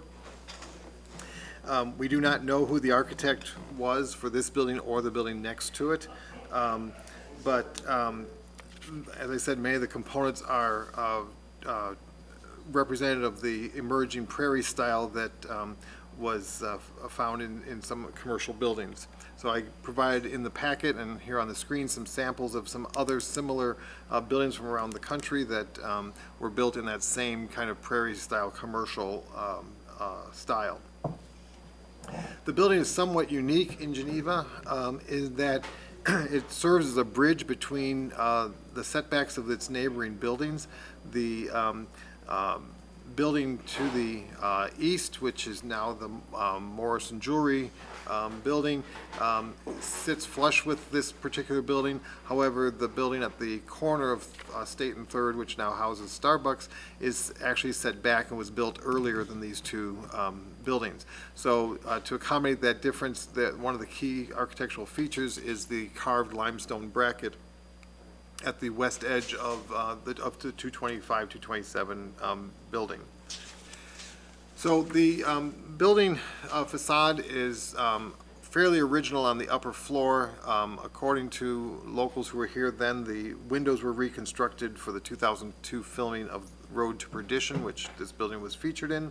But the storefront itself has been remodeled as early as 1946. I'm going to go back. We don't have very many good historic images of the property, but you can see in the left image here what the historic character was shortly after the building was constructed. So the applicant has provided two options again. Tonight's the night of options. There is the option that's favored by the applicant, which would align the recessed entry to the storefront beneath the central picture window at the second floor. The plan very much mimics a plan that you have already seen from a previous prospective purchaser of the property before the current owners bought the property. And the architect has incorporated all those comments that the commission had at that time about keeping the west recessed entry to the second floor, and keeping the historic door, tinting the glass, keeping the historic transom, keeping the historic return window, to bring that staircase into the main floor. So they have looked at what was discussed before and have met those requirements. So this is the floor plan for option one, and just in a larger version. Again, this is with the recessed entry centered underneath the central window up above. Here's a rendering view of the proposal. And then there is the option that more closely replicates the historic condition with the storefront entrance centered in the storefront bay, which then offsets it from the windows above. Everything else is the same in the proposal. And there's a larger version of it as well. And there's the rendered version. So again, the door is offset from in the facade, but centered in the storefront space. So a couple things about what's existing and what's not original on the existing storefront. It's an standard aluminum storefront with a beadboard bulkhead. There is a plywood sign panel that's been installed, and I don't believe you've gotten far enough in interior demolition, or maybe you have, to know if the historic transom exists above there, but we don't know what's behind that plywood at this point. And then the cast iron columns survive at the outer edges of the storefront, but have been removed from the inner columns have been removed when the other storefront was installed. I mentioned that there's the limestone carved bracket on the west side. Then the west entry door is kind of a collection of different pieces and parts. So the historic door to the second floor is still there, as is the transom and the wood post framing for that door and the return window. The window itself, though, has been infilled with glass block, but the prismatic glass transom does survive above the glass block. Again, we don't know if that prismatic glass transom survives in any way, shape, or form on the storefront itself beneath that plywood. So just as a comparative between the two proposals, the historic conditions are at the center. The preferred design of the owners is at the left, and the centralized storefront that would replicate the historic design is shown at the right. And again, if it's not clear to everybody, this is just a graphic representation of how it aligns with the windows above, so you can see the difference. And based on previous discussions and architectural issues that were discussed at when this building came before us before, the bulkhead materials are shown as a solid material, but that is a question of what that material is. The cast iron pilasters will be retained, as well as the cast iron storefront lintel. The new storefront materials, the column finish needs to be identified. The aluminum storefront finish, if that's going to be a color, it appears black in the rendering, so that's something you'll want to ask. And then the glass location within that aluminum storefront, typically we've been asking for it to be forward glazing plane rather than a centralized glazing plane, so it looks more like a traditional location of the glass window. And then preservation of the storefront prismatic glass transom, if it's existing, have to evaluate the condition. That was something that was brought up by the commission under the previous purchaser who was looking at the building. And then with the west entry portal, the proposal is showing the retention of the door and transom, return window, and prismatic transom. Again, the major outstanding issue for discussion tonight is the location of that entry portal into the storefront, if the commission has strong opinions one way or another. So with that, I would introduce Hong from Norsman Architects to come forward, and I don't know if any of your rest of your team are coming. Michael Segreto, who is the owner, is going to come forward as well. Hi, my name is Hong from Norsman Architect. I'm Michael Segreto. Our family owns Zazu Salons, and we're super excited. It's my brother Anthony. We're super excited to be a member of the community soon, and are excited to present to you what we hope to be our contribution to restore some historical significance of the great building that we purchased. So I want to add one more comment to great presentation. So the project, we started from the renovating inside, and then the client was reaching out to me that storefront seems kind of outdated. They wanted to find out the way to improve it. And then while we're doing a permit process before, Michael sent us a lot of historical document to want us to look at it, and then kind of original storefront was quite really captured us. So we kind of proposed to client as well, what are your thoughts on bring the original storefront back, but slightly modifying as our needs for the commercial space. So that's where our proposal came out for the left version. And then Michael wanted us to include his suggestion, which on the right side. We're hoping we can bring the left side version for our client. That will help our client to maximize their commercial space as much as possible, but also bring, historical aspect to the neighborhood.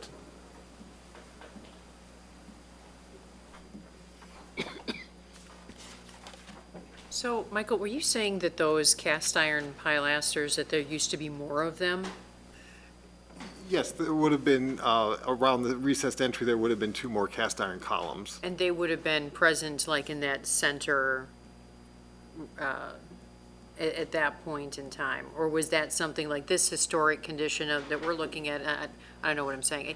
In this photograph, is this not, the center photograph, is it not representing what was originally there?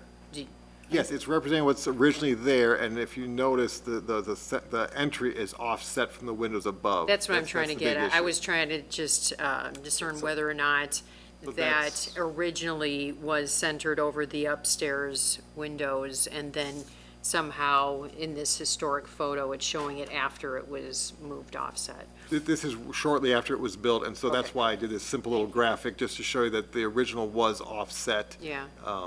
from the windows above.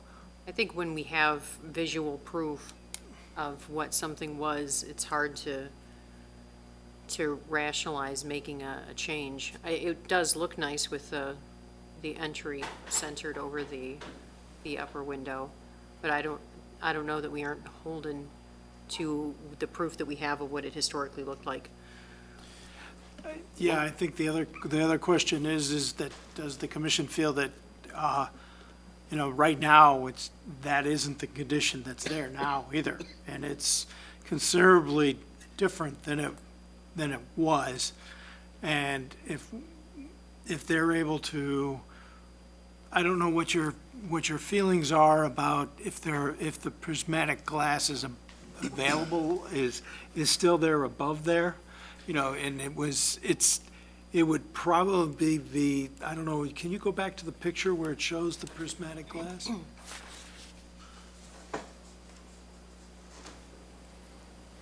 Yeah, that renders very dark right now. And I don't know whether it's just dirty or whether it's something that you would be acceptable to leave in place if it's there. If that's the one historical element that we should keep it, then we should keep it. Yeah.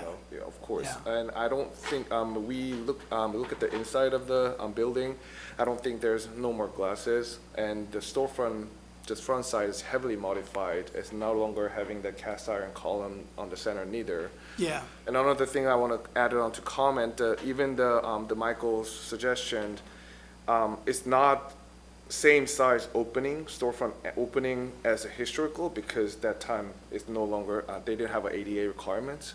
So our proposal, based on Michael's suggestion on the right side, is the minimum opening to compromise the ADA size. So if you're talking about like true historical base, either of them not true to the historical. So that's why we're hoping you guys can accept the slight modification. We still think that will visually overall present will be nice. It's to this, if you look at overall, look at a storefront elevation. And that's one thing that I'm glad you brought that up, because I was going to address that with Commissioner McManus's comments, that the historic material is around the opening, and that's not being touched. So it's one of those, I don't want to say it's a gray area, but that's why standards are designed to be flexible. When you say the opening, you mean from The whole opening. cast iron pilaster to Cast iron pilaster. And So the lintel, the cast iron pilasters that define the opening are there, but everything else that's going to be in there is going to be modern materials. They're not going to replicate a cast iron column. So I think in this case, that gives you something to think about as to, you're not, either proposal is not altering the historic materials. Yeah. And is it reversible if somebody else wanted to go back and put it in its historic form? And that's what we've always got to kind of reconcile here, is a proposal irreversibly altering the historic materials.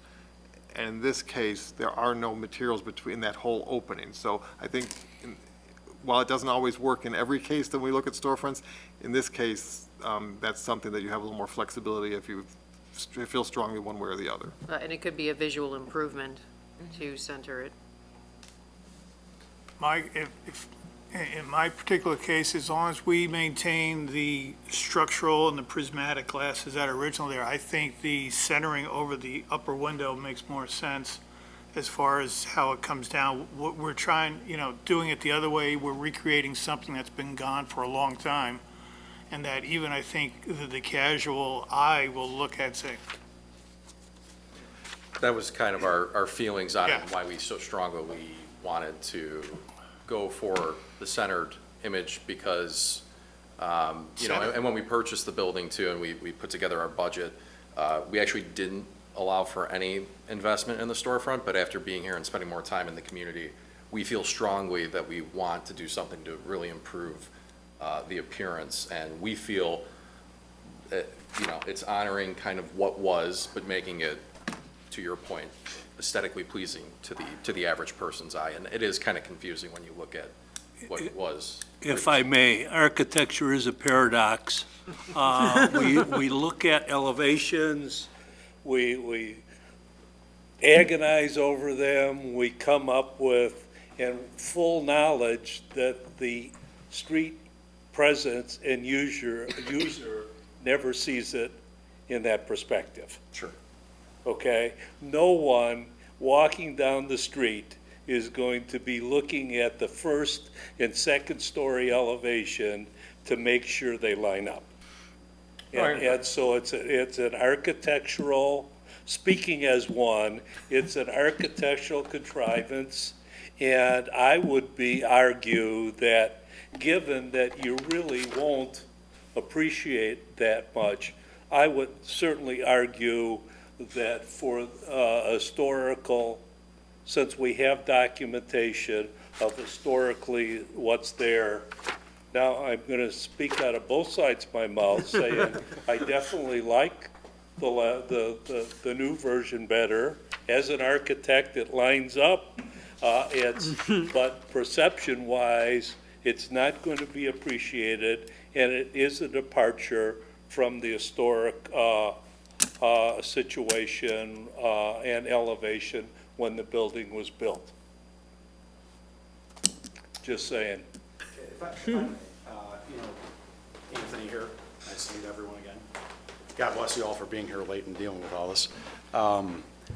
We own buildings throughout the western suburbs, and we're very familiar with trying to keep true to all the original buildings. The building that we own in Naperville was the original bank and was built 1867. 1865, 1866. So it is something we take a lot of pride in. It is, obviously we're beholden to everyone here, but it is something that, that building in particular, the village really wanted us to keep the building the original colors, as truest as we could keep it. And it now is currently painted dark, very, very dark, which was not the original. And we've never received more compliments from the town. And the Historic Preservation Committee actually complimented us. Yeah, they on actually it. came forward with it. So I definitely can appreciate that perception.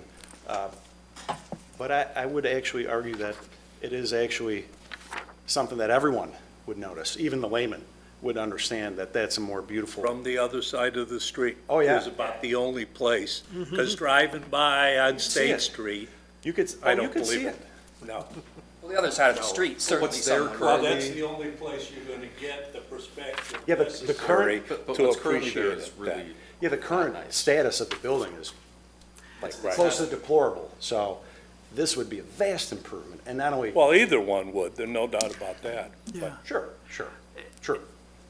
and it also maximizes, just from an interior perspective, I think, Hong, you didn't talk about this, but on the left side, it maximizes, that's kind of dead space due to the prior recommendations for how it should be accessed if you go to the interior. Floor plan.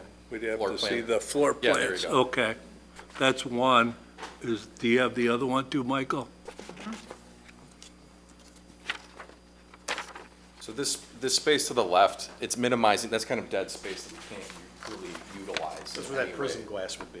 So it kind of minimizes that and allows us to. That's 3, 4 or so out dimensions.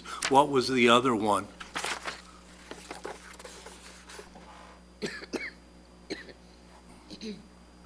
Five, so you got a couple of, what would you do with that extra couple It feet? just maximizes the seating that we could place on the right side, on the east side of the building.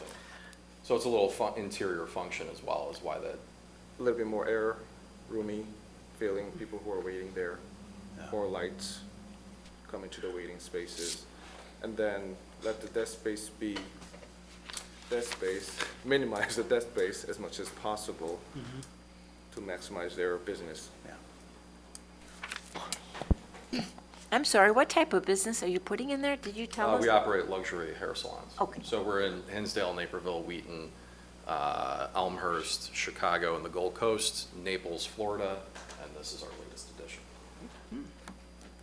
We love your town, by the way. It's gorgeous.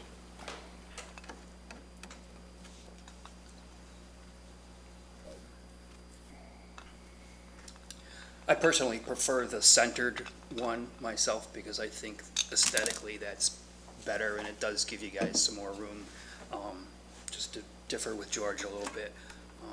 But I also had a question about the bulkhead materials in the front of the building, underneath the whatever style, what center or otherwise, that bulkhead underneath the windows, is that going to be beadboard also, or is that going to be some other material? So this is something Michael suggested, so we put his suggestion into the bulkheads. We'll just follow whatever you guys suggested, best material. We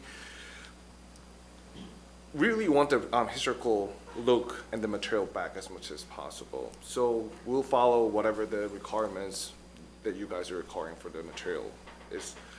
That's not our concern, like our. We're happy to accommodate whatever you recommend. Whatever you guys recommended, yeah. Currently, it's just identified rather generically as wood or PVC panel. So if you want it to be a beaded panel, that they would do that. If you want it just to be a smooth panel to kind of go along with the clean, sleek look of the aluminum storefront, that's, I think, is commission's call. That's the details you guys get into.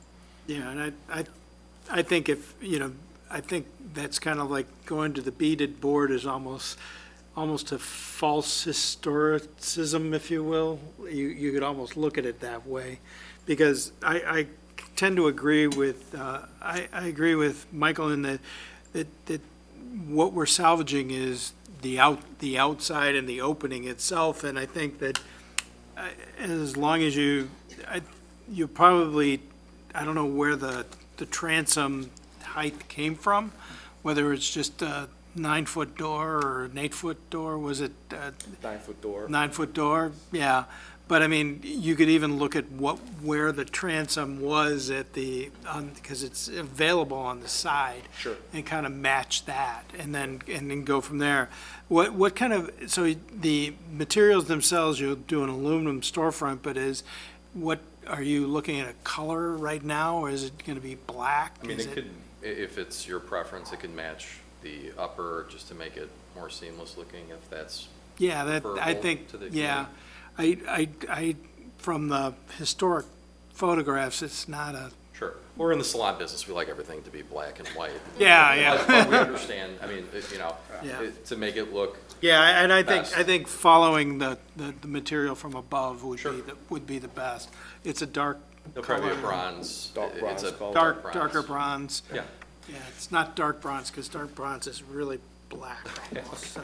If they're not available in that color, is it okay to paint over on the aluminum extruded frame? Because they're kind of limited on the color. I think I think we'd rather see a pre-finished material, because that just is more professional. Are you talking about painting over the second floor or painting over the And off the storefront? first floor, the new one, I because wanna clarify that. if there's no color available in aluminum extruded, pre-finished, I would imagine you're gonna be able to find something that's close to that the material up, and as long as you get close, and I'd probably rely on Michael's eye, staff's eye to look at Staff that. approval. sure. Staff approval to meet something that's close. Just to be clear on the record, the commission does not regulate color in Geneva. That's correct. So, while they want to rely on my eye, I have no ability to tell you that you have to paint a certain color. So if you get close, or you get a color that you think is a good match, that's as far as we can go with that, as selecting color here. I thought But I think since it that was- upper window, I mean, looked at it today, and there are some spots that seem like are rotted. Oh, So is it? that may need, painting regardless, so. Sure. Yeah. Well, we could consult with Michael based on, once we get to that part of the Yeah. project, and make sure that, We're everybody's happy already with. seeing some cracks on the brick. Yeah, there's so some tuck pointing we can maybe tuck that point might to be doing it, required. yeah. And there's a couple of ornamental pieces that seem to be cracked and, Also, cast iron was peeled Yeah. off, it's rusting, so we need to brush it out and then repaint it as well. so I just want to make clear on the alcove on the west side, the board and batten at the bulkhead there is going to be preserved? That's not a historic material there. It's not, The okay. T111, no. So I would assume that they're going to remove that and face it the same as the rest of the bulkheads. Same height. And the same with the beadboard that's on the ceiling? The beadboard ceiling is historic. That's a historic material. But Okay. the T111, the reverse board and batten is not not. historic material. So the beaded ceiling should remain. The bulkhead can be changed out. Okay. And we try to match the transom height to the Existing, yeah.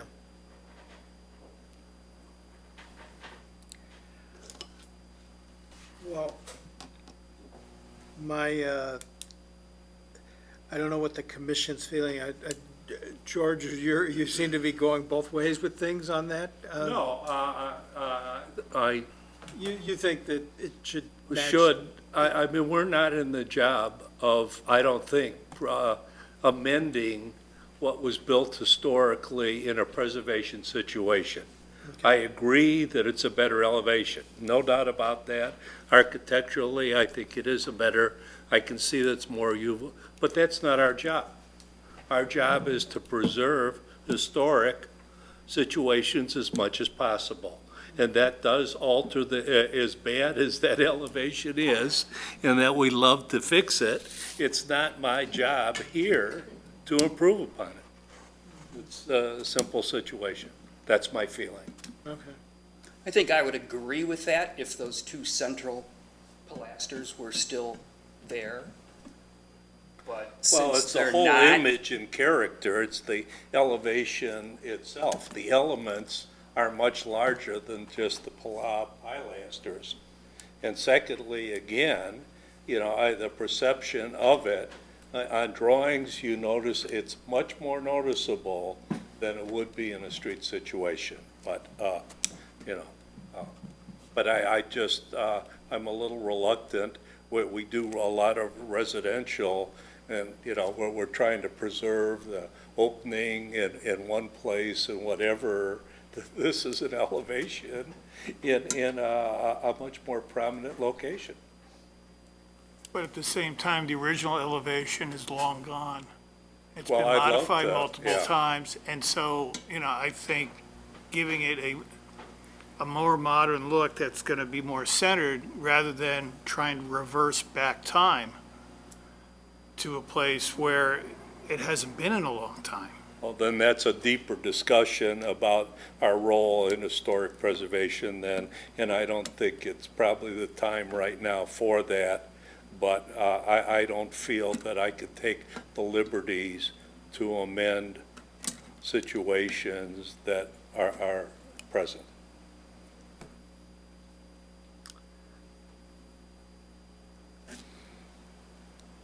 Well, I think, I tend to think about it as we're working within a palette of the outside, and that what's there is not historic either, and at least we're going back to something that is, well, I shouldn't say that, we're not taking anything farther apart than it already has been taken apart. We're salvaging what's existing, and I think that buildings do change over time, and so. And this could be reversed if somebody were down the road decided to do that. It's not a permanent, because the frame is being maintained and the other elements, the prismatic glass, are being maintained, and the historic V-board's being maintained. And that's kind of what I agree with that, George. That's where. Yeah. And the discussion you're having is exactly why the SOI standards are vague, to allow you to have some flexibility or not be inflexible depending on the significance or the materials that are still in place. So this is not unlike a conversation I know another Preservation Commission is having in another state right now about a storefront, almost an identical discussion. So that's why the SOI standards are relatively vague, so that you can have a framework to work within, but also judge each project in its own. So I think you've all made actually good points, so I'm very proud of all of you as commissioners. Thanks, that's Dad. why the SOI that's why the SOI standards are written the way they are. I think you got your 5-minute field guide too. I did. I guess I guess, do we have a not a consensus, but enough of a group idea to be able to put together a motion? There are two items on this list that I would like addressed just because they haven't been discussed, but I'm assuming you're doing a tube column for the new columns. Sure. So are those columns being painted, or are they being faced with something? And then we have been pretty particular about the plane of the glass in storefronts, not just this commission, but several commissions ahead of us, that it's a forward glass and not a center glazing plane in the aluminum section. So, you all follow so on Bash, for instance, right next door, they had a standard 4-inch aluminum section, and their proposal was to have a center glazing plane. We made them move that to the forward face to be more like the historic windows, even though that's not, even though it's going to be an aluminum section. Is that something we want to do here? Well, or not? That's all I'm looking for, so we yeah, get the details right. I think that I looked at what their detail had, and their detail noted that to begin with, so I assume that's what we were getting. and that's appropriate in my mind. I think what happened at Bash worked out really well. So, and then, yeah, that, and then the cast iron, you're calling out for cast iron columns, the new columns being cast iron, but they're not really cast iron. They're gonna be just what is the material that you're thinking for that? We're hoping the, just an extruded aluminum frame, new storefront system, but if you guys are requiring to be cast iron, that's something we have to investigate where we can source that. If you guys Yeah, can suggest some sources, then we can definitely work with. See, in my opinion, I don't think we need to go that far at that. Again, this is a new storefront. We're just trying to hearken back to what was there. I think that the darker material will help, and that harkens back to the original storefront too. So, again, that's my, does the commission agree with that? Yep. So, Yes. with that, I guess it would want to match the storefront then. I have one other question, if I may, or, Sure. I'm flipping back and forth between these two elevations. It's a minor thing, but on that lintel, apparently there's roundels. And in both elevations, regardless of what the spacing is, it says historic roundels remain. So that's another thing that we try to, we haven't take out the new, we don't know what's in behind of current condition. So, hopefully there's a cast iron, details in behind of that. If there's not, we have to also. Okay, but since we have two variations, they can't remain in both because one would have to be moved to accommodate the centered, so the notation is confusing. That will not match with either of them because the Oh, openings are, okay. yeah. Oh, right now it lines up Yeah. with both of them on your elevations. Okay. And to clarify, the rondels are usually structural because they're a threaded Right, rod that goes through and right. ties the Yeah. channels together. So they're not able to be moved. So that is probably another interesting discussion item, because if you can't match them exactly because of ADA access and what have you, then do you want to try to be closer or just do something completely different underneath them? Right. If that makes sense, but. Well, it just confused me flipping back and forth on these two Understand. elevations. I think what the intent of the drawing was is that the rondels will be preserved, and I think they just kind of got floated a little Oh, bit in the yeah, drawing. that's a better way to say it. But So you if gotta put them somewhere. If they're there, they're gonna match the original opening? Well, if They'll they're, stay. where they are is where they are. They're not decorative. Rondels are not decorative. They are actually a threaded rod that goes through and ties the channels together. So where they are is where they are, and the storefront, if you're not doing a pure restoration and putting them under, or as in the case of another project we're looking at where they're putting new windows in completely, they're going to line up the new columns There where the could be historic more of columns were. them too. Could be more of them. Right. Yeah. So, based on this conversation, we're gonna reach out to our structural engineer to read. If there isn't, we have to address the structural issue as well. So, we are aware of that issue. Okay. So, yeah.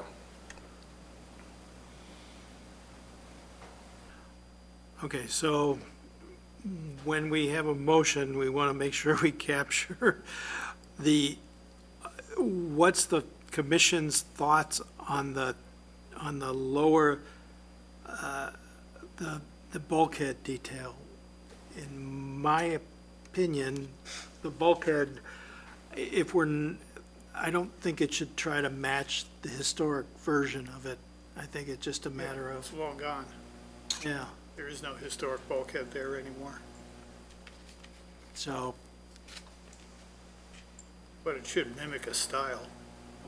And that's what the detail shows. I don't know if you can read it on there or not, or if you print it out, but they're basically doing just a very simple. streamlined version of a historic bulkhead.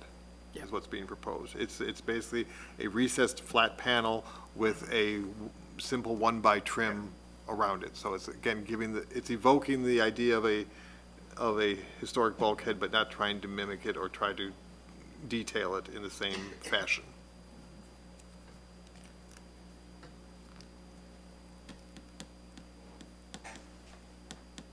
So are you ready to put a motion together, George? So what else, okay, Michael, what did you want spelled out of there again specifically? Because we went kind of roundabout there. He said the glazing plane, Right. number one. I provide just a little key, George. Okay, so,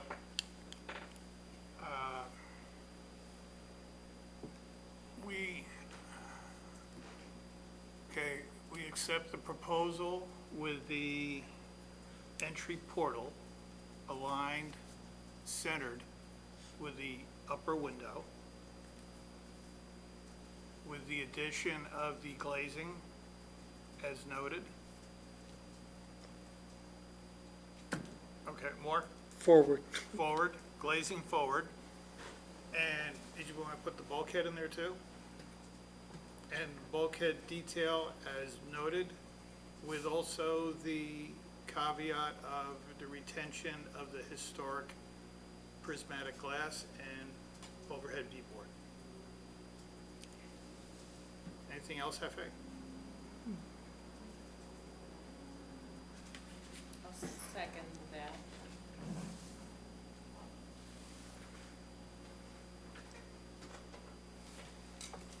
Jensen, Aye. McManus, Aye. Phillips, Aye. Solomon, Aye. Stazen, Nay. Zelmer. Aye. Motion passes. Thank you, guys. Good luck. Have fun. It'll be interesting to see when you get it open. Sure, we're excited. Thank you.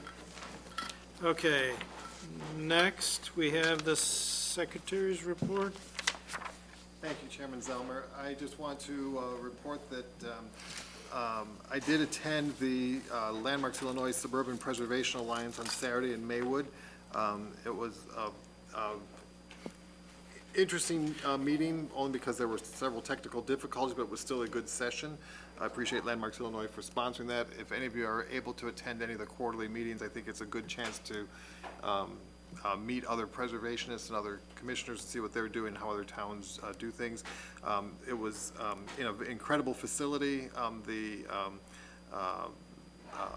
to get the name of it wrong, but it's a assisted living center that was built in 1920 as a nursing home and then added on to in the 1950s and completely redone.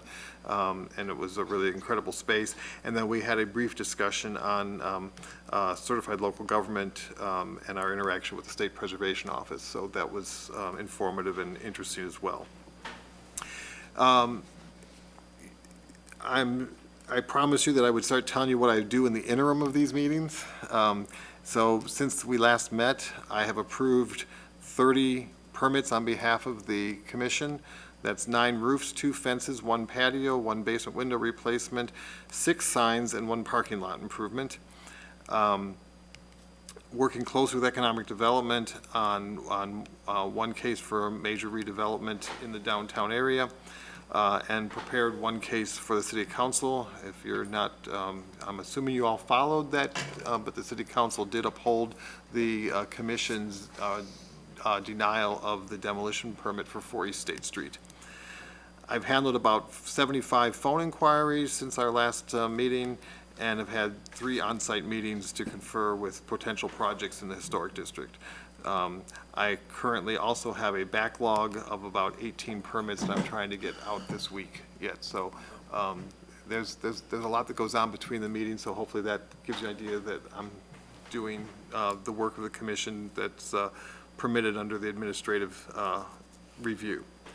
Are there any questions about anything that I'm doing or working on or the workshop? That ends my report then. Okay. Thank you. Next, new business from the commission. And just kind of a sidebar off of what you were just talking about, in the blacksmith shop, that for sale sign was taken down, the dollar for sale sign. And in its place, it seems to be wide open now and open to the weather. So exactly where that sign was is now just open. I have identified that, that the tarp has been removed from that section, so I will bring that forward to staff and code enforcement. Okay, thank you. And on that same note, I just want to recognize Commissioner Jensen and the great job that she did presenting to City Council.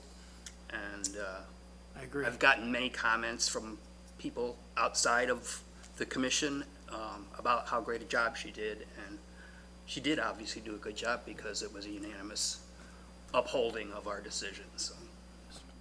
Thank you very much. Well, thank you, Kevin. But it was a total team effort, and if I wouldn't have had the support of all of you and Michael and Al, it would have been much more difficult. But I had everybody's support, and everybody was wonderful, so it made it a little easier. Although I was scared to death, it did make it a little easier. Thank you. Okay. Do we have any new business from the public?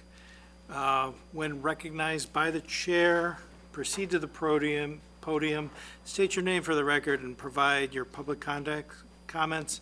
Please understand that this is your time to be heard and the public's body time to listen. No discussion or debate will follow. I'm Al Watts with Preservation Partners of the Fox Valley. Our physical address is 8 Indiana Street in St. Charles. I just wanted to give you 2 updates on something that I have brought to your attention in the past. The first one, briefly, is in Elgin. There is a historic district there. It's called the Watch Factory Historic District. They have gone back and forth about whether they are going to de-designate it. They had a meeting about it a couple weeks ago, and the reason they want to de-designate it, if you recall, is because they're having problems with homeowners, property owners of fixing up their properties, and they think that if they take all the restrictions of the historic district away, that it'll make it easier for those properties to get refurbished. But the ability to de-designate it is extremely lengthy and cumbersome, and so they're looking at possibly some other options. One is to make sure they put disclosures on all properties when they're bought that it says it's a historic property, so the homeowner should know when they buy it that it's a historic property. And the other one is they're looking at getting more grants for property owners. We did mention that earlier about grants here. So they have grants there, but they're looking at maybe expanding those to try to fix this problem instead of de-designate it. But I wanted to bring it to your attention again because it was quiet. I thought maybe they had forgotten about it, but apparently it's come back up again. The second thing I wanted to talk to you about, I've talked to you about it before, is the Amasa White House. There's a citizens committee. Mark is one of those members. He's here with us today. Jewel has also been joining us. What we're working on, if you're not familiar with it, it's an 1860s, or it's pre-1860 ashlar cut limestone house. It's on East Fabian Parkway. It's right next to Settlers Hill Golf Course, if you know where that is. You should be able to see it now very clearly when you go by there because the efforts of our group has gotten the county, who owns the building and the property, to clear away all the brush that was in front of it, so that can stop interfering with the property. We have discussed it with the county. They have no plans for the property at the moment. So what we are working on is trying to do what we can to try to preserve it in situ. So for example, we have had kind of a casual inspection. We've gone inside of it. Jewel was there, Mark was there, myself was there. It's not in wonderful shape, but we could go up and down the stairs without falling through, so that was nice. It is pretty cool inside there, so that was good. We got to do that. The rest of the buildings that are on that property have been demolished, which was part of the county's plan all along. However, what we discovered, and thanks to Mark for continually to check on the house, is that that seemed to invite vandalism. So on the north side of the house, somebody spray painted, which fortunately the county has, when we informed them, they did mitigate that. Secondly, we found somebody living in there. So that person has been extricated and removed somewhere, and the house has been boarded back up again. Both of those things were done by the county after we brought it to their attention.